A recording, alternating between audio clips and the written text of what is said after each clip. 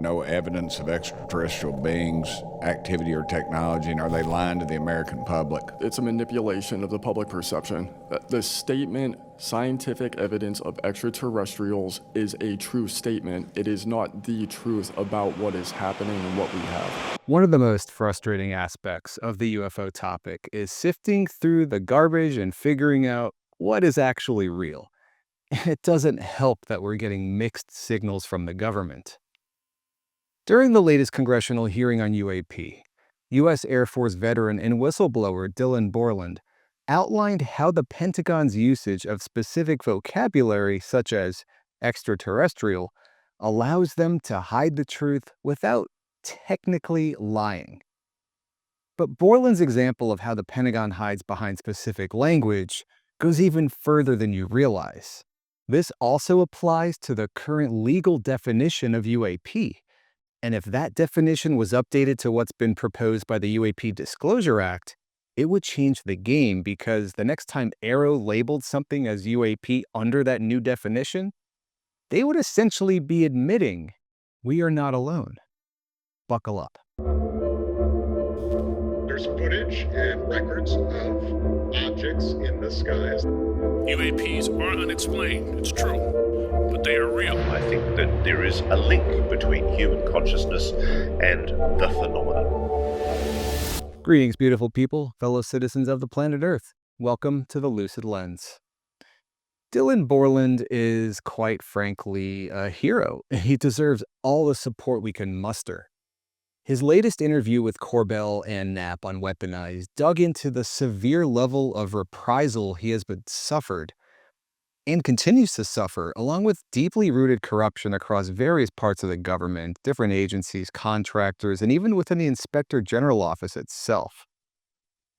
I want to highlight and expand upon a very important point Dylan testified to about the specific vocabulary the Pentagon leverages to conceal the full truth. AARO's statement, there is no scientific evidence of extraterrestrials, is 100% technically true. You have to have a control to have scientific proof, and extraterrestrial is a very exact statement and word with an exact definition, an entity of another planet.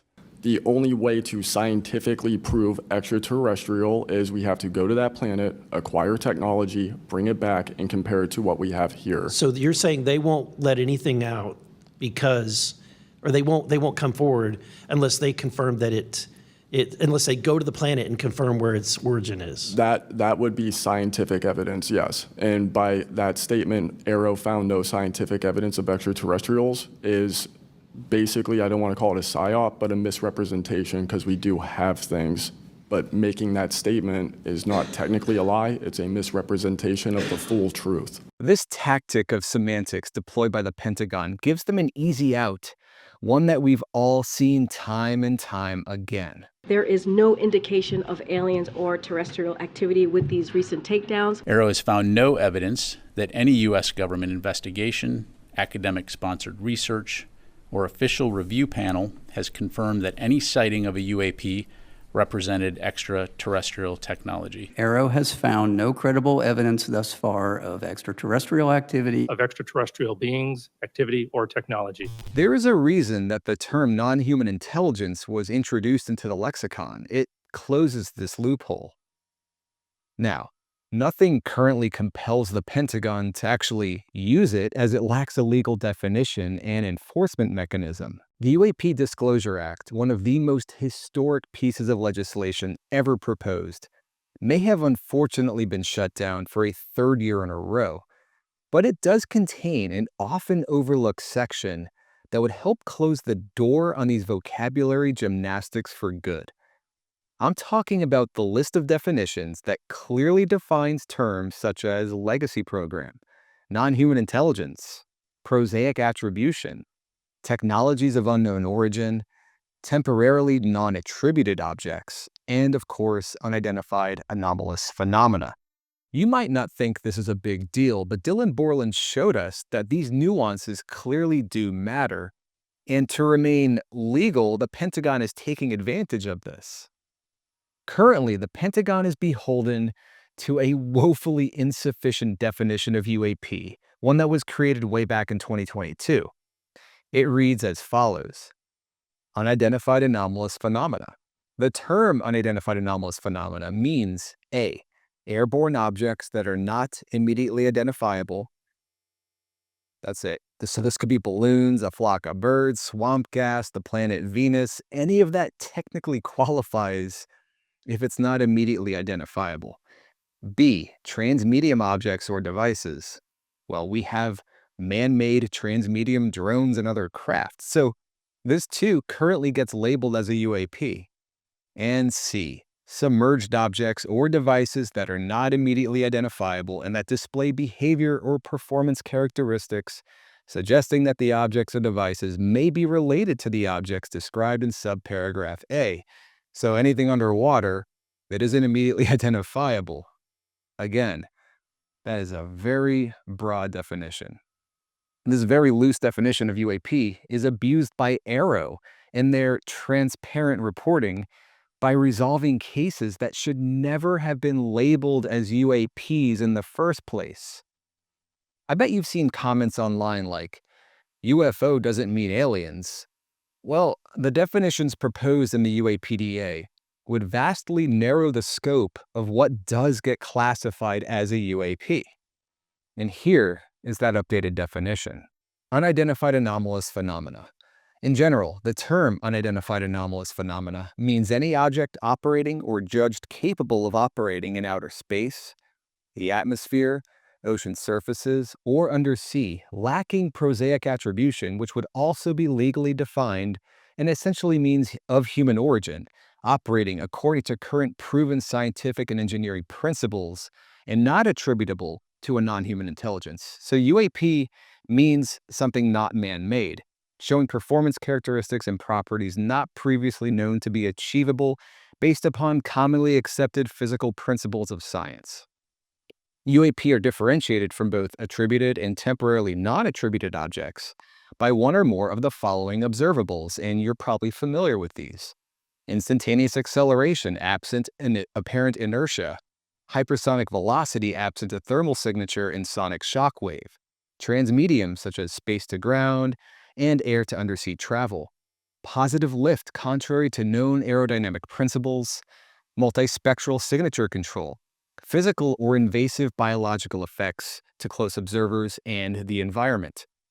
Also, the term UAP includes what were previously described as flying discs, flying saucers, unidentified aerial phenomena, unidentified flying objects, UFOs, and unidentified submerged objects, USOs. You can see how this language very clearly insists that any unidentified object must display at least one or more of the 6 observables described, and again, it must also lack a prosaic or man-made attribution, showing performance characteristics and properties not previously known to be possible and achievable based upon known science. And if you're thinking, well, maybe they could do that, but say it's based on black budget science that's not publicly known, the agencies that are charged with making these declarations are supposed to have access to even our most sensitive black budget secret technology. That's the whole point. That's the reason this is here. It must meet that criteria before the government can label it as a UAP, before AARO can stamp that UAP label on something, meaning there must first be an investigation of all the evidence, including any witness testimony, sensor or radar data, satellite, forward-looking infrared, or full-spectrum video footage. If it checks all those boxes after an investigation, then and only then is the Pentagon or AARO allowed to call something a UAP. So as AARO is the official office in charge of carrying out these investigations, cases that are sent to AARO might be reported as a potential UAP, or they might be labeled under another new term called temporarily non-attributed objects, which means the class of objects that temporarily resist prosaic attribution by the initial observer as a result of environmental or system limitations associated with the observation process that nevertheless ultimately have an accepted human origin or known physical cause. Although some UAP may at first be interpreted as temporarily non-attributed objects, they are not, and the two categories are mutually exclusive. Okay, so what does this include? Well, this is natural, celestial, meteorological, and undersea weather phenomena, mundane human-made airborne objects, clutter, and marine debris. Federal, state, and local government, commercial industry, academic and private sector aerospace platforms, and ocean surface and undersea vehicles, and known foreign systems. That literally covers the full gamut of everything that is either natural or made by humans. So if these new definitions were put into law, how would this play out is a UAP event would be reported and then sent to AARO. Depending upon how much data there is, these cases may initially be called a temporarily non-attributed object, or if there's enough supporting evidence showing one or more observables, and any prosaic attribution ruled out after the investigation, then AARO can call the object a UAP. But the second AARO calls something a UAP under this new definition, they are essentially saying it's not natural, it's not ours, not a foreign adversary, and there's evidence it exceeds known science. Well, what does that leave? They would be admitting we're not alone. Which brings us to another new definition, non-human intelligence. Under this new definition, non-human intelligence means any sentient, intelligent, non-human life form, regardless of nature or ultimate origin, that may be presumed responsible for UAP, or of which the federal government has become aware. So they are legally stating the connection between UAP and non-human intelligence, but they are also leaving the door open for non-human intelligence to exist separately on its own, of which the government has become aware of.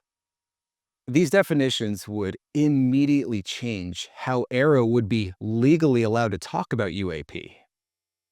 I think it would also empower the press to start asking much more pointed questions and would dissolve the safety of terms like extraterrestrial, leaving the Pentagon wide open. There has been a lot of focus on the review board, control disclosure plan, subpoena power, and eminent domain, and for good reason. But the loss of these 23 very specific definitions was also a massive blow to enforcing transparency.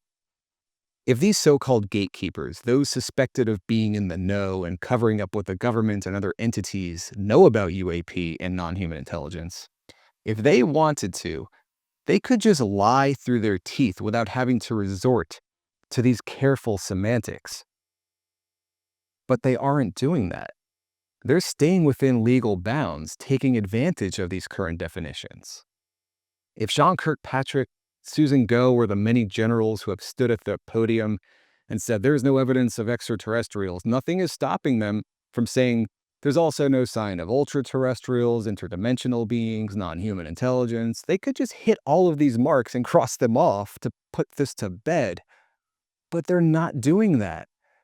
They are being very careful not to say anything that might turn out to be proven a lie if future laws were passed. If you don't think that a simple definition change like this would have any impact, then ask yourself, why were they removed? It wouldn't have cost the government a cent, but it would certainly reveal how AARO and other entities are taking legal advantage of certain laws. Ask yourself, why Susan Go, which AARO reports to, why did she refuse to update a comment who asked to change extraterrestrial to include non-human intelligence? Now, even though these definitions have failed to make it into law, steps to provide clarity and prevent misidentification in the military have actually been taken all the way up at the level of the Joint Chiefs. You may remember last year a story broke from a FOIA request by researcher and writer Douglas Dean Johnson. The document was obtained on March 15, 2024, and was a communication from the Joint Staff to all military commands worldwide. It was called Unidentified Anomalous Phenomena Reporting and Material Disposition. In this document, the Joint Chiefs declare that the U.S. government has observed UAP in or near U.S. territory, that of its allies, and of its adversaries. The orders included an updated definition of UAP that goes far beyond the current 2022 definition, noting that UAP demonstrate behaviors not readily understood by sensors or observers, and demonstrates apparent capabilities or material that exceed known performance envelopes. It's not as robust as the definition proposed in the NDAA, but it's essentially saying the same thing. This is supposedly the most advanced military power in the world, admitting they are seeing objects here, overseas, and they outperform our best technology. They also issued orders standardizing UAP reporting procedures. UAP incident and incursion reports are completed and securely transmitted to Combatant Command Joint Operations Centers and Service Watch Centers no later than 96 hours after the event, whereas any engagement events with UAP should be submitted no later than 12 hours. The reporting template provided is both quite extensive and also revealing how well informed about UAP they are at the Joint Chiefs level, with nearly 30 different lines of inquiry about a UAP event.